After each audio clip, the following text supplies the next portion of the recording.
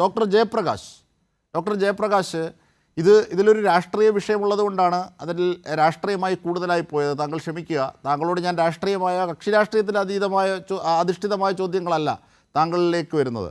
നോക്കൂ, ഇവിടെ ഡോക്ടർ അടക്കമുള്ളവർക്ക് ചെയ്യാൻ കഴിയുന്ന നിരവധി മേഖലകളുണ്ട്. ഇങ്ങനെയുള്ള ഒരു സംയോജനമാണ് ഈ വിഷയത്തിൽ വേണ്ടതെന്ന് സർക്കാരും മുഖ്യമന്ത്രിയും ഒക്കെ പറഞ്ഞും കഴിഞ്ഞു.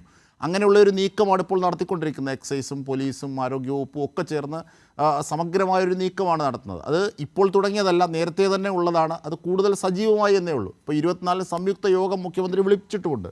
നോക്കൂ, ഈ ജനുവരി ഫെബ്രുവരി മാസങ്ങളിലെ മാത്രം ഒരു കണക്ക് ഓടിച്ചൊന്നെടുത്താൽ 65ഓളം കൊലപാതകങ്ങളും മറ്റ് ക്രൈം പ്രവൃത്തികളിലും 35 എണ്ണത്തിൽ ലഹരി സാന്നിധ്യമാണ് കാണുന്നത്. 50ഓളം ആ കേസുകളിൽ, ഈ 65-ൽ 50ഓളം കേസുകൾ കുടുംബം, സുഹൃത്ത്, പരിചയമുള്ളവരൊക്കെ തമ്മിലാണ്. അപരിചിതരായ ഏതെങ്കിലും രീതിയിലൊരു ക്രൈം ചെയ്യാൻ വേണ്ടി എത്തിയവരോ അങ്ങനെ പെട്ടതോ അല്ല. കുടുംബങ്ങൾ, ബന്ധങ്ങൾ, സുഹൃത്തുക്കളൊക്കെയാണ്. അതിൽ 35-ലധികം ലഹരി സാന്നിധ്യമാണ് ഇത്തരം ക്രൈമുകളിൽ നാം കാണുന്നത്. ഇത് ജനുവരി ഫെബ്രുവരി മാസത്തിലെ മാത്രമാണ്. നാം ഇപ്പോൾ കണ്ട നിരവധി കൊലപാതകങ്ങളിലൊക്കെ ഇത്തരത്തിൽ നിരോധിത ലഹരിയുടെ സാന്നിധ്യം പ്രത്യക്ഷത്തിലോ പരോക്ഷത്തിലോ ഒക്കെ ഉണ്ട്. ഇങ്ങനെ ഒരു പശ്ചാത്തലത്തിൽ നമുക്ക് സങ്കുചിതമായ മനോഭാവത്തോടൊന്നും നീങ്ങാനാകില്ല. ഇവിടെ നമ്മൾ വിശാലമായി കൈകോർക്കേണ്ടതുണ്ട്.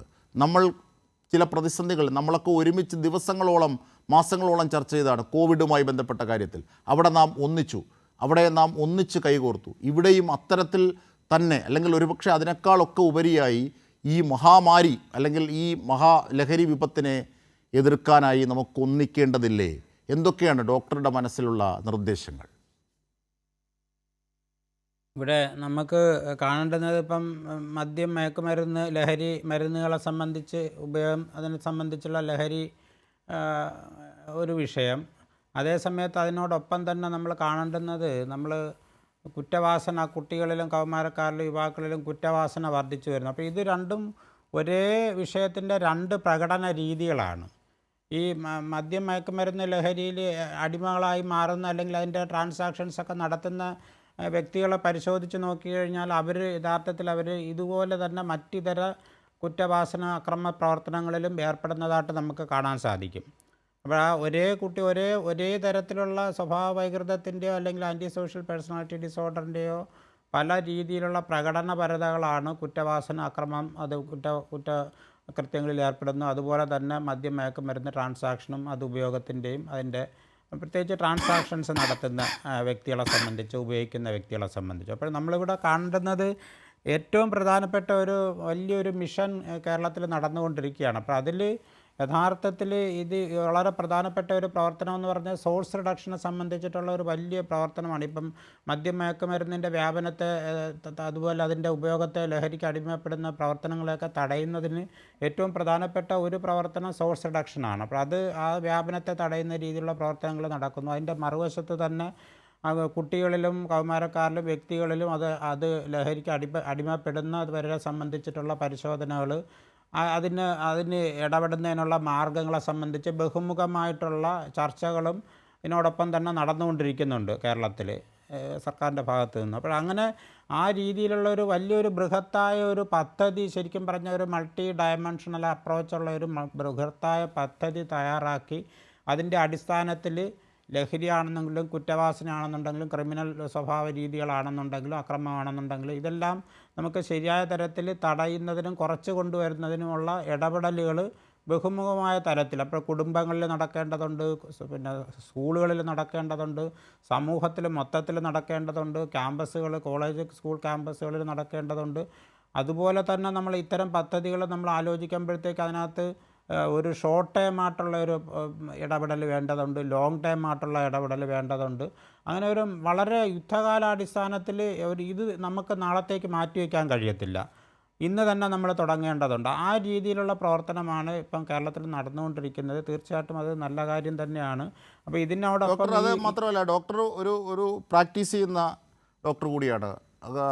മാത്രമല്ല സർക്കാർ സംവിധാനങ്ങളിലൂടെ പ്രവർത്തിക്കുന്ന ആളെന്ന നിലയിൽ കൂടി പ്രത്യേകിച്ച് വിദ്യാർത്ഥികളെയും കുട്ടികളെയും കൗമാരക്കാരെയും ഒക്കെയാണ് നോക്കുന്നത്. പലരും ഈ മനോരോഗ അല്ലെങ്കിൽ മനോവൈകല്യം അല്ലെങ്കിൽ ഇത്തരം പ്രശ്നങ്ങളും ഒക്കെയായി കൗൺസിലിംഗ് അടക്കമുള്ളവയിൽ മരുന്നുകൾക്കും വേണ്ടി അടക്കം വരുന്നവരിൽ ഭൂരിഭാഗം പേർക്കും ഇത്തരത്തിൽ ലഹരിയുടെ ഉപയോഗങ്ങളുണ്ട്. ഈ ലഹരിയുടെ സാന്നിധ്യം അവരുടെ ഇടങ്ങളിൽ കണ്ടിട്ടുണ്ട്. പക്ഷേ അതിന് കേവലം ഒരു ചികിത്സ നൽകി അവരെ രക്ഷിക്കുക എന്നതിനാണ് ഒരുപക്ഷെ ഡോക്ടർ അടക്കമുള്ളവർ പ്രാമുഖ്യം നൽകുക. പക്ഷേ അതാണോ വേണ്ടത്? എങ്ങനെയാണ് അവനിലേക്ക് ആ ലഹരി എത്തിയത്, അല്ലെങ്കിൽ ആ ലഹരി എത്താൻ ഉള്ള ഉറവിടം എന്താണ്? അതിലേക്ക് വീട്ടുകാരെയും മറ്റ് നിയമ സംവിധാനങ്ങളെയും ജാഗ്രതാക്കുന്ന ഒരു രീതിയിലേക്ക് ഡോക്ടർമാർ, പ്രത്യേകിച്ച് സർക്കാർ സംവിധാനങ്ങളുമായി പ്രവർത്തിക്കുന്ന ഡോക്ടർമാരെങ്കിലും ശ്രദ്ധിക്കേണ്ടേ? അങ്ങനെ ശ്രദ്ധിക്കുന്നുണ്ടോ ഡോക്ടർ ജയപ്രകാശ്? അങ്ങനെയുള്ള പ്രവർത്തനം അത് ആശുപത്രിയിൽ വരുന്ന കുട്ടികളെ ചികിത്സിക്കുന്നു അല്ലെങ്കിൽ വ്യക്തികളെ ചികിത്സിക്കുന്നു എന്നുള്ളത് വ്യക്തിപരമായിട്ടുള്ള ഒരു ഇടപെടലായിട്ട് അതാ പറഞ്ഞത്, അങ്ങനെ വ്യക്തിപരമായി മാത്രം ചുരുങ്ങാതെ അതിൻ്റെ ഒരു വിശാല പരിപ്രേക്ഷ്യത്തിൽ കണ്ടുകൂടെ ഈ ലഹരി വിഷയത്തിൽ?